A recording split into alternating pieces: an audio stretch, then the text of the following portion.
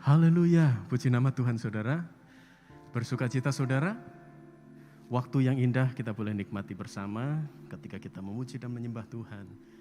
Dan saatnya kita akan sama-sama merenungkan kebenaran firman Allah. Ya. Tema hari ini, anak panah di tangan pahlawan.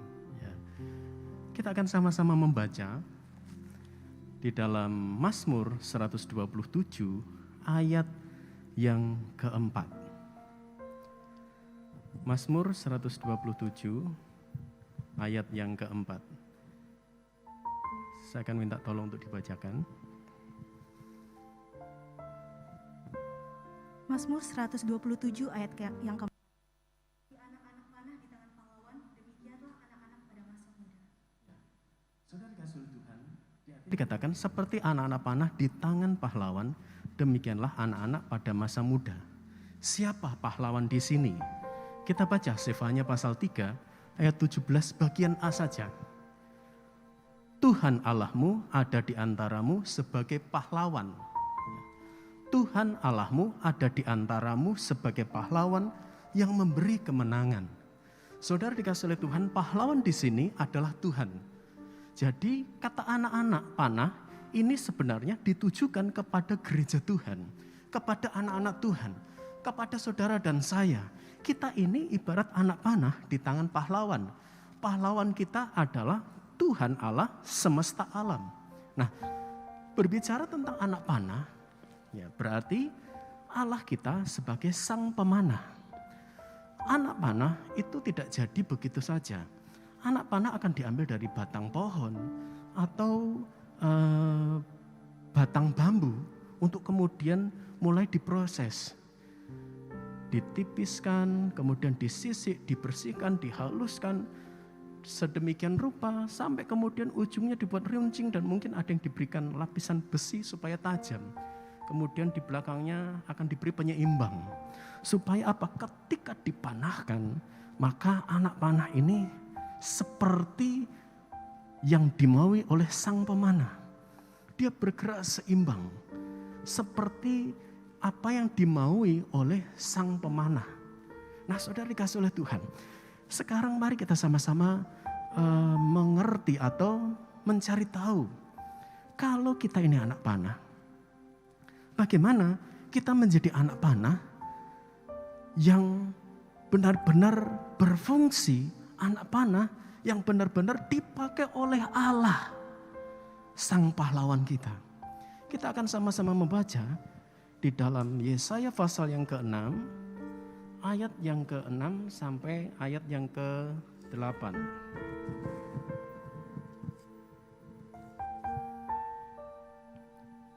Yesaya 6 ayat 6 sampai 8. Tetapi seorang daripada serafim itu terbang mendapatkan aku. Di tangannya ada bara yang diambilnya dengan sepit dari atas mezbah. Ia menyentuhkannya kepada mulutku serta berkata, "Lihat, ini telah menyentuh bibirmu, maka kesalahanmu telah dihapus dan dosamu telah diampuni." Lalu aku mendengar suara Tuhan berkata, "Siapakah yang akan kuutus dan siapakah yang mau pergi untuk aku?" Maka sahutku, "Ini aku, utuslah aku." Oke, saudara kita mundur dulu di ayat yang kelima. Saya yang akan bacakan. Ayat yang kelima, lalu kataku, ini peristiwa Yesaya dipanggil untuk menjadi anak panah. Yesaya dipanggil untuk menjadi alat Tuhan. Dan di dalam ayat yang kelima di sana dikatakan, lalu kataku, celakalah aku binasa, sebab aku ini seorang yang najis bibir, dan aku tinggal di tengah-tengah bangsa yang najis bibir. Namun mataku telah melihat sang raja, yakni Tuhan semesta alam. Kebenaran apa yang kita bisa tangkap di sini? Yesaya berkata, celakalah aku. Ya. Mengapa dia berkata seperti itu? Dia berkata, celakalah aku sebab aku ini seorang yang najis bibir. Celakalah aku binasa. Ya, sebab aku seorang yang najis bibir. Saudara, dosa, kenajisan, ya, dan saat ini yang disebutkan oleh Yesaya adalah najis bibir. Tetapi saya mau kita ambil pemahaman secara universal bahwa dosa, kenajisan, ya, pelanggaran itu membuat orang akan mengalami celaka. Dosa membuat orang akan mengalami apa yang namanya kebinasaan. Makanya Yesaya berkata, celaka aku, binasa aku, karena aku ini najis. Dosa membuat orang akan mengalami celaka demi celaka. Dosa yang tidak dibereskan akan membawa seseorang kepada hal-hal yang mencelakakan dan parahnya kebinasaan yang kekal di dalam neraka.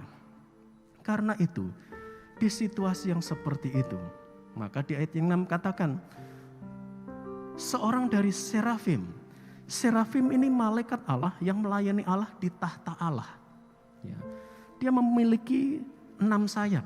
2 sayap untuk menutupi wajahnya, 2 sayap untuk menutupi kakinya, 2 sayap untuk terbang. Ya.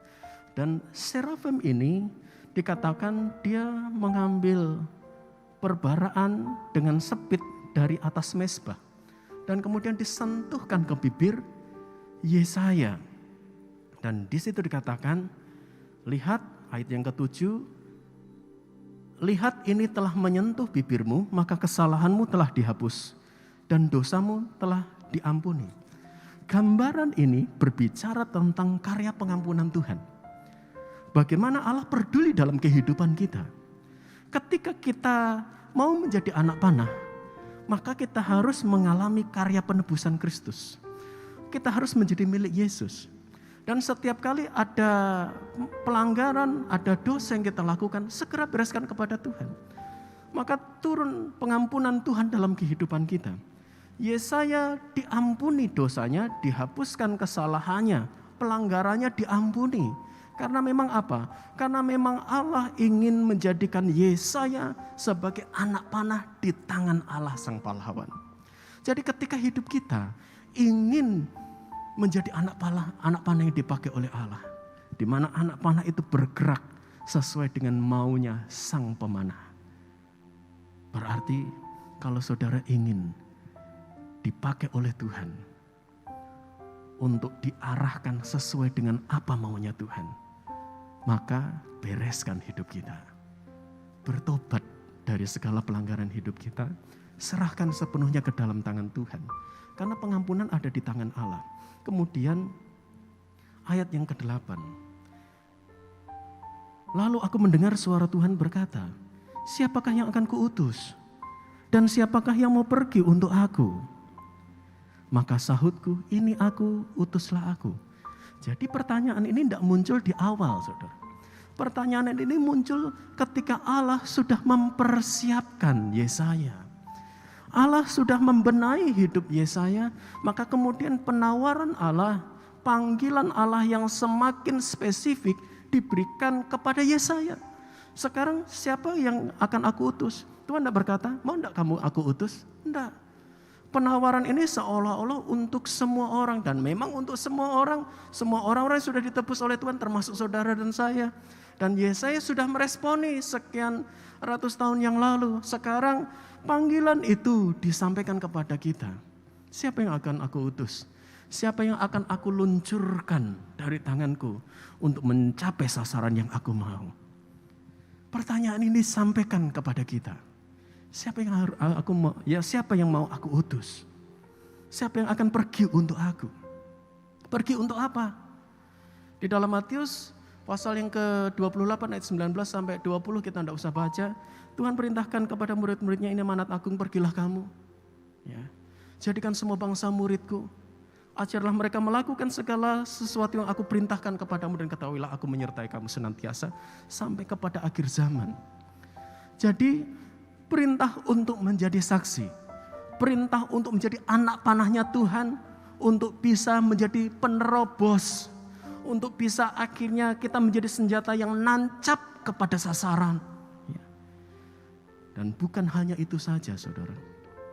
Ketika hidup saudara ada di tangan Sang Pahlawan, kata-kata ini, siapa yang mau aku utus? Responi panggilan Tuhan, saya Tuhan. Pakai saya jadi berkat. Ubahkan saya, kalau kemarin, waktu yang lalu saya tidak pernah bisa jadi berkat. Saya selalu mengecewakan orang lain.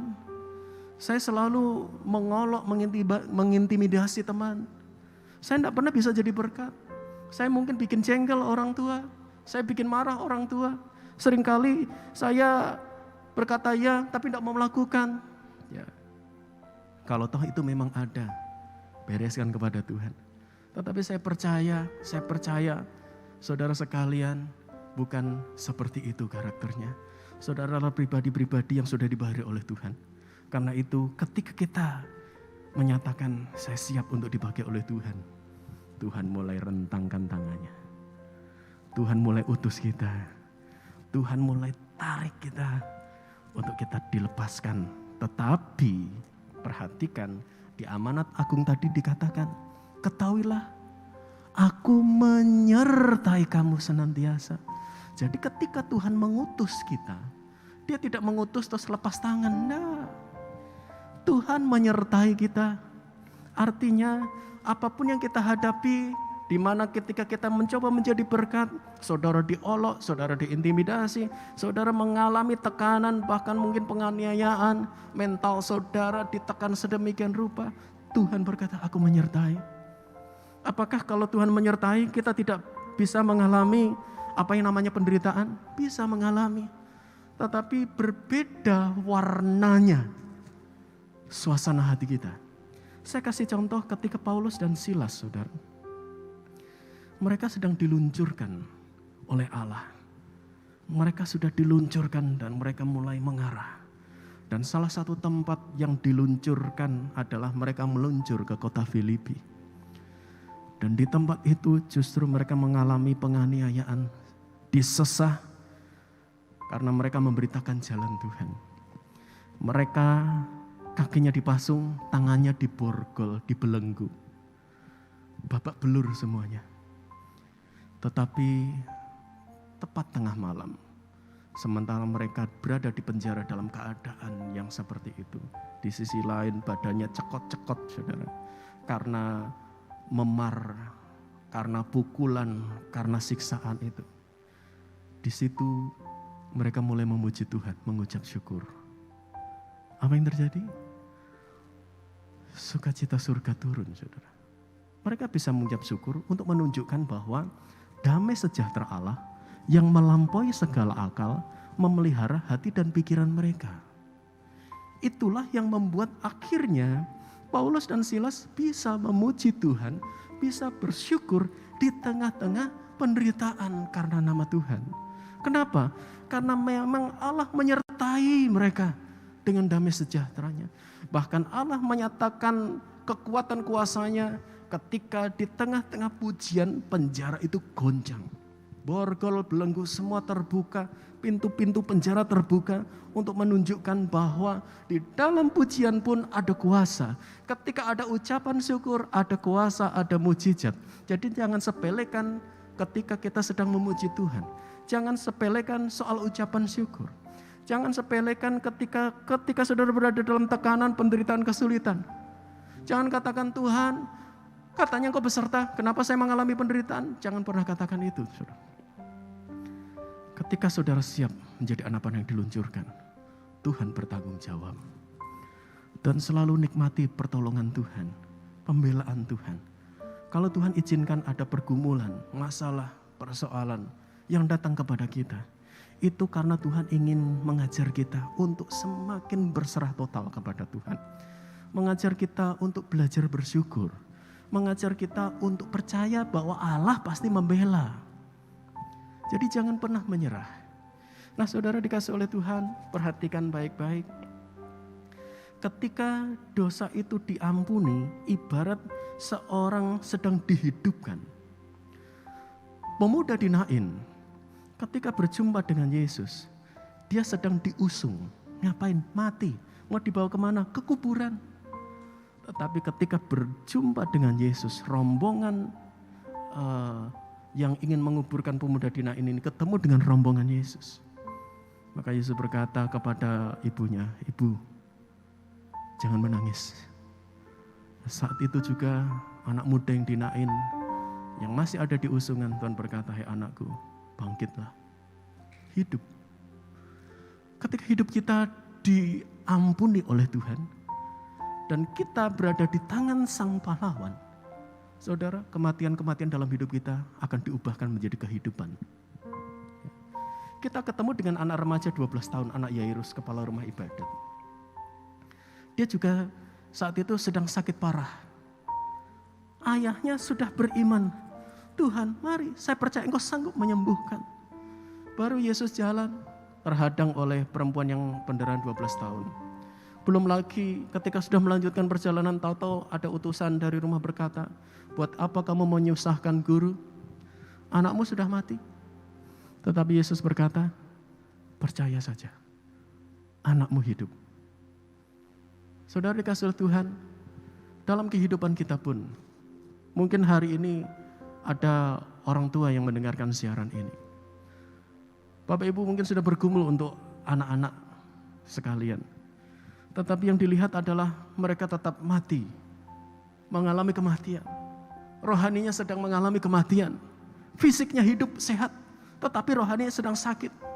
Mungkin Bapak Ibu Saudara sekalian seperti Yairus sudah mengimani, tetapi ternyata terjadi kematian. Tetapi inilah penyertaan Tuhan. Inilah pernyataan bahwa Tuhan tidak diam. Tuhan sanggup menjawab doa kita. Dan bagi rekan-rekan remaja sekalian, ketika orang tuamu bergumul untuk hidupmu, jangan sepelekan itu. Hargai iman mereka, bahkan usahakan tiru iman mereka. Timotius meniru iman ibunya.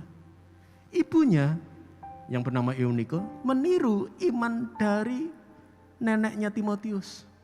Ibu dari ibunya yang bernama Lois. Jadi perlu bagi kita ketika kita punya orang tua memiliki gaya hidup rohani, pertumbuhan yang baik, mereka punya ketaatan kepada Tuhan, tiru yang seperti ini. Tiru gaya hidup rohani orang tuamu yang memiliki hidup takut akan Tuhan, tiru. Karena apa? Ketika engkau meniru yang baik, yang benar, yang berkenan kepada Tuhan, Tuhan memberkati masa depanmu. Masa depannya Timotius masih muda, tetapi menjadi gembala muda, dipakai oleh Tuhan. Orang coba menyepelekan, merendahkan dia. Paulus berkata, jangan seorang menganggap engkau rendah, tetap jadi teladan. Tidak usah engkau malu, tidak usah engkau merasa menyesal ketika engkau coba hidup benar. Karena apa? Karena Tuhan yang akan mengangkat hidupmu. Ya, sehingga akhirnya masa depan Timotius benar-benar masa depan yang indah bersama dengan Tuhan. Ya. Kita ketemu dengan Yunus, seorang nabi. Dipakai oleh Tuhan. Tetapi di kemudian hari ketika Tuhan suruh, kamu pergi ke Nineve, dia pergi mana? Ke Tarsis. Ini langkah kematian rohani, saudara. Dia tenang-tenang aja, tidur di dek paling bawah. Tetapi disitulah Tuhan beracara. Tuhan kirimkan badai ke sana. Karena Tuhan ingin hidupkan Yunus. Karena Tuhan ingin bangunkan Yunus ya, dari tidurnya. Walaupun Tuhan buat dia akhirnya sementara menginap di perut ikan 3 hari. Tetapi proses demi proses Tuhan izinkan supaya akhirnya Yunus mengalami kehidupan rohani dan kembali berada di tangan Allah, direntangkan dan menjadi anak panah yang diarahkan ke Nineve. Tepat sasaran. Nineve bertobat. Siapa yang memakai? Tuhan. Kalau mungkin sudah berkata, saya tidak punya keistimewaan, saya tidak punya kelebihan, saya ini soal IQ juga pas-pasan. Saudara, murid-murid Yesus apakah semuanya istimewa? Banyak dari mereka nelayan, tapi dipakai Tuhan menjadi anak panah yang terarah. Roh Kudus memperlengkapi. Mereka memberitakan Injil setelah Tuhan Yesus naik ke surga. Kita ketemu dengan Daud. Siapa Daud? Cuma seorang penggembala. Tetapi hidupnya, masa depannya menjadi luar biasa. Karena apa? Karena dia selalu menyediakan diri untuk menjadi anak panah di tangan sang pahlawan. Nah, saya tidak panjangkan kebenaran firman Allah. Bagaimana dengan hidup saudara hari-hari ini? Apakah selama ini saudara tetap berada di tangan Allah? Saudara menjadi anak panah yang terus dipakai oleh Tuhan. Ketika Tuhan lepaskan saudara dan di sana terjadi lawatan Allah. Terjadi nama Tuhan dimuliakan. Saudara menjadi alat kemuliaannya. Dan mungkin di tempat lain, di dalam keluarga, saudara diluncurkan, di keluarga itu saudara jadi berkat. Di tempat saudara sekolah, kuliah, bekerja, Tuhan luncurkan ke sana, saudara jadi berkat. Dan juga di tempat pelayanan, dimanapun saja berada, saudara jadi berkat. Atau selama ini sudah menjadi batu sandungan, anak panah itu tergeletak. Karena apa? Karena saudara biarkan dosa menguasai hidup saudara. Tapi malam hari ini, mari kita bereskan kepada Tuhan. Kita berkata, Tuhan, ini saya, bentuk saya, ubahkan saya Tuhan. Supaya saya menjadi anak panah di tangan-Mu senantiasa. Yang siap meluncur, Engkau pakai Tuhan menjadi alat kemuliaan-Mu. Pegang tanganku Tuhan. Amin. Pegang tanganku Tuhan. Mari kita tinggalkan jalan hidup yang lalu. Tinggalkan jalan hidup yang lalu. Dan sekarang melangkah bersama dengan Tuhan dalam lembaran yang baru. Melangkah bersamamu dalam lembaran baru. Amin. Dan firman-Mu menerangiku. Pegang tanganku Tuhan.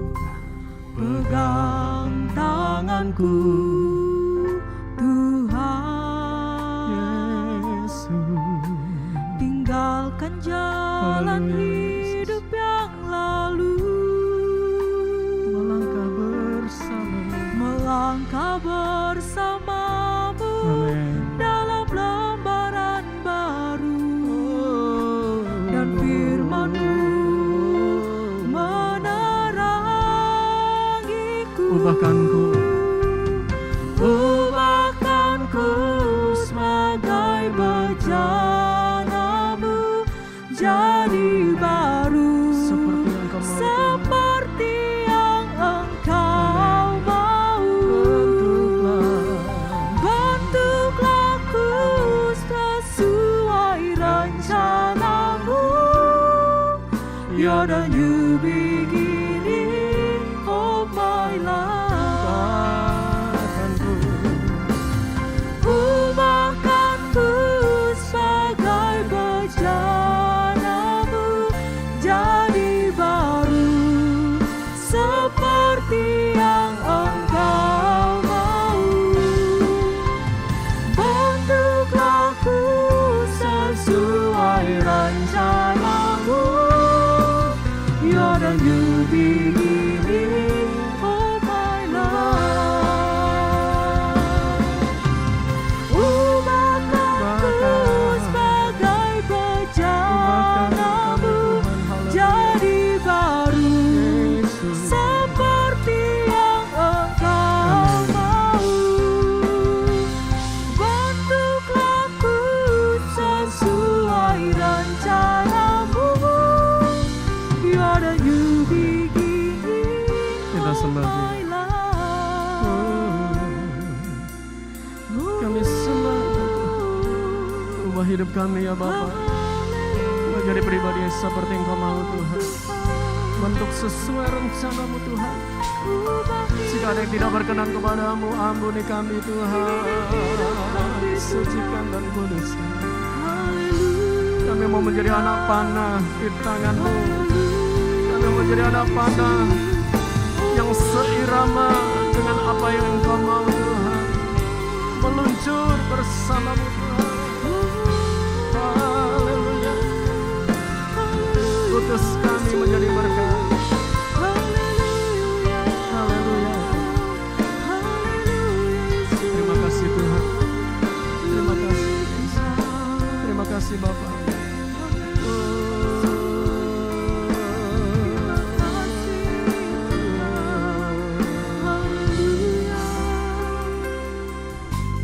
Ubahkanku sebagai bejana-Mu jadi baru. Seperti yang Engkau mau. Bentuklah ku sesuai rencana. you're the new beginning of my life. You're the new beginning of my life. New beginning of my life. Terima kasih Bapa di surga, memberkati dan memperlengkapi kami sekalian. Kami percaya Tuhan, kami adalah anak panah-Nya Tuhan, yang Engkau luncurkan. Engkau utus kami jadi berkat. Engkau utus kami Tuhan. Engkau luncurkan kami Tuhan tepat sasaran seperti yang Engkau mau. Bahkan kami menjadi anak panah yang meraih masa depan bersama dengan Tuhan. Engkau arahkan hidup kami Tuhan untuk tertancap di mana Tuhan. Di situ gambar-Mu, rancangan-Mu, apa yang Tuhan sudah persiapkan bagi kami, dan itulah yang akan kami nikmati. Terima kasih ya Bapa. Kami percaya malam hari ini kami semua dipulihkan oleh Tuhan. Kami semua dibahari oleh Tuhan. Kami menjadi pribadi yang semakin taat, kudus, berkenan. Menjadi anak-anak Tuhan yang seperti Daniel, yang memiliki kehidupan doa. Ketika diluncurkan untuk menjadi berkat, dia tetap memelihara kehidupan doa. Menjadi Daud yang senantiasa menjaga urapan Allah. Tetapi kami percaya Tuhan, tidak mudah Tuhan. Ada banyak tantangan. Selama Engkau beserta kami pasti berkemenangan di dalam Engkau ya Tuhan. Terima kasih ya Bapa, terus melengkapi kami, terus tuntun kami. Saudara dikasih oleh Tuhan, mari kita terima rahmat berkat yang datangnya dari tempat yang maha tinggi. Berkat Allah Abraham, Alaihissalam, Sakala Yakub, berkat di dalam nama Tuhan Yesus Kristus. Tercurah dalam hidup kita sekalian, yaitu pengurapan Roh Kudus lipat kali ganda. Roh hikmat dan wahyu untuk mengenal Allah dengan benar. Kepenuhan kealaan pikiran Kristus, kedewasaan rohani Tuhan limpahkan. Berkat jasmani yaitu panjang umur. Hidup yang diberkati oleh Tuhan, masa depan yang diberkati oleh Tuhan. Kesehatan yang terbaik Tuhan limpahkan. Keluarga kita, orang tua kita diberkati oleh Tuhan. Apapun yang kita kerjakan, Tuhan buat berhasil dan beruntung selalu di dalam nama Tuhan Yesus Kristus. Terima kasih ya Bapa. Kami terima berkat-Mu dan seluruh tim pelayan yang ada yang melayani pada malam hari ini diberkati oleh Tuhan. Kami semua pun Tuhan yang mengikuti acara secara live streaming, kami pun juga diberkati oleh Tuhan. Terima kasih ya Bapa, bersyukur kepadamu. Kami alaskan dalam nama Tuhan Yesus Kristus. Haleluya. Amin.